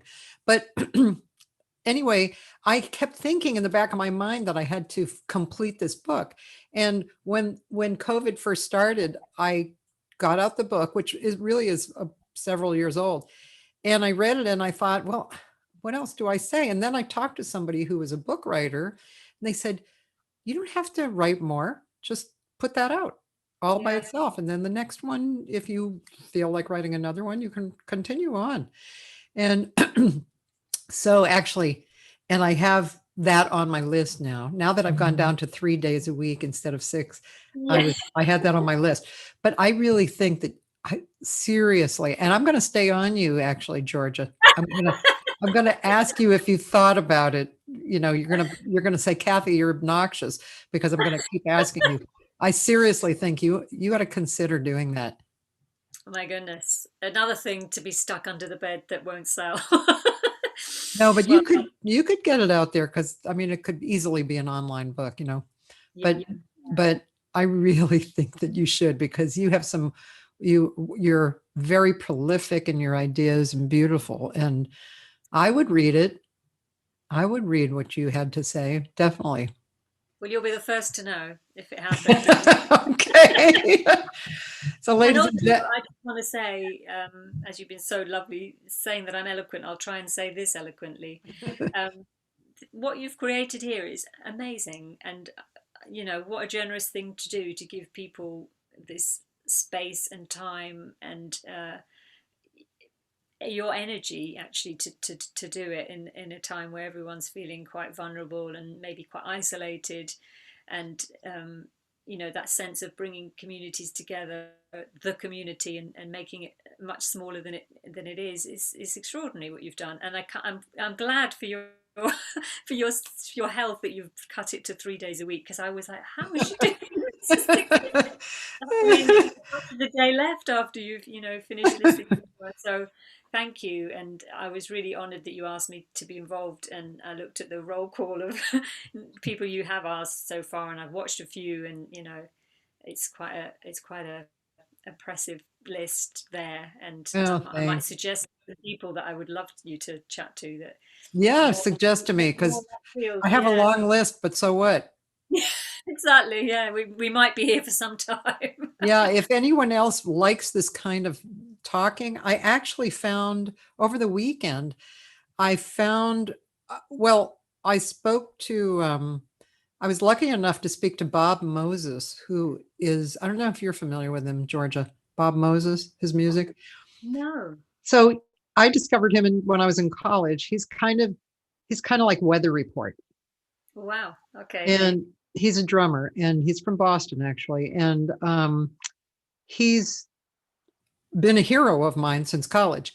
And I've had a bit of communication with him. I've sung a song of his, recorded a song of his, and I called him to ask him if he'd be on the show, and so we spoke for about a half hour, and let's see if I keep talking, will I remember what I was going to say about that? Oh yeah, through him I discovered a man named Jake Feinberg, and he has this show on. I feel like I was just born compared to him. He's interviewed thousands of musicians across the board, not just jazz people. And he's actually on Spotify. So you can find him on Spotify. He's uploaded a bunch of them, like maybe hundreds of them. And Wow. they're fascinating. They're incredible. So I started listening this weekend, but I thought first I was like, yeah, I've done about 150 people. Wow, that's a lot, and then I found him. I was like, he's done thousands. And it's okay. I mean, I'm not comparing myself, but I am, because it's like, wow. But I really feel good about contributing and pulling people together. I feel good about that because, like you say, I think a lot of people, go through up and down moments and don't know what to do with themselves, and don't, feel alone more than they feel together with people. So I think it's a good thing to do. But thank you. I appreciate your appreciation.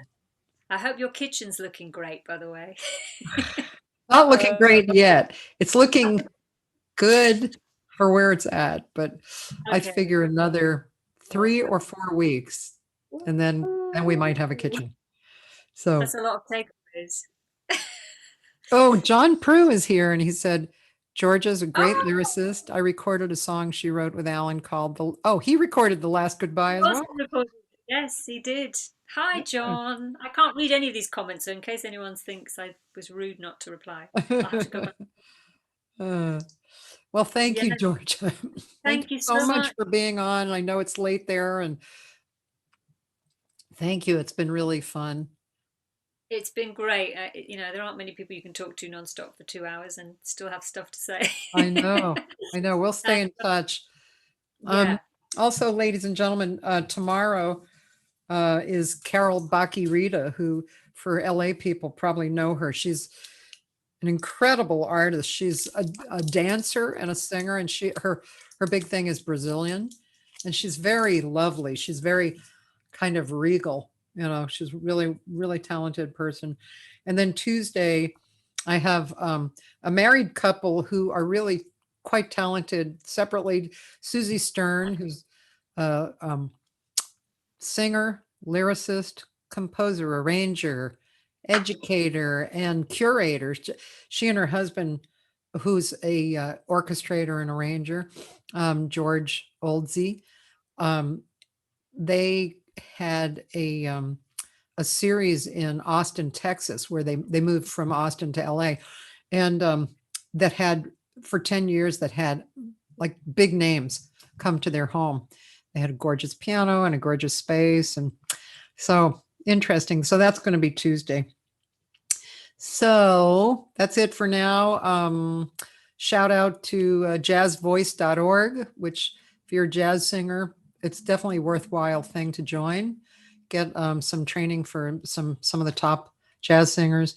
Also, if you're in California, especially California Jazz Foundation, which is the organization that gives financial help to California jazz musicians. So yeah, and yeah, that's it for now. Bye, Georgia. Hi, Cathy, and we're thinking of you. We're watching your elections closely and hoping. Thank you. For the best. Thank you. I hope to speak to you before then. Yes, I hope so. Thank you so much. It was really nice to speak with you. Thank you. Thank you. Bye, everyone. Bye. Bye, everybody.